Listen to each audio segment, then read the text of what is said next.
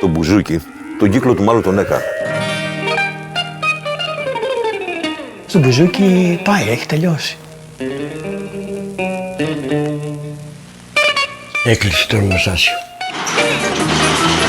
Έχει μπουζούκι, λέει, δεν θέλουμε. Και τι θέλεις να έχει, ρε φίλε, ας πούμε. Είναι ξενέρωτη. Ωραία η τεχνολογία, αλλά κάπου χάνεται το νόημα. Ντούμπα.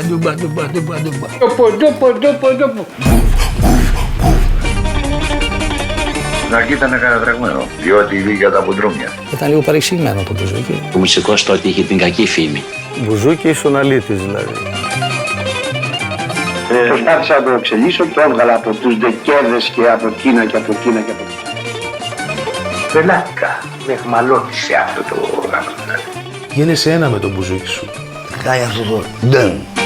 Αυτό σε γοητεύει. Ποια είναι η ουσία, η συγκίνηση, το συναίσθημα. Όχι πάρε μια κούφτα νότιας και πέταξε τις κάτω. Η σκέψη πάει στην καρδιά και από την καρδιά μετά πάει στο όργανο. Πες τους να βάλουν μυαλό και να βγάζουν ψυχούλα. Αυτό νομίζω ότι είναι ο ήχος του καθενός. Να συνδεθεί και με την ψυχή του δηλαδή. Είναι μια σχέση ζωής, πραγματικά. Τελειώνει ποτέ ο έρωτας. Αν κάτι δεν μπορεί να το πεις, παίχτα στο μπουζούκι.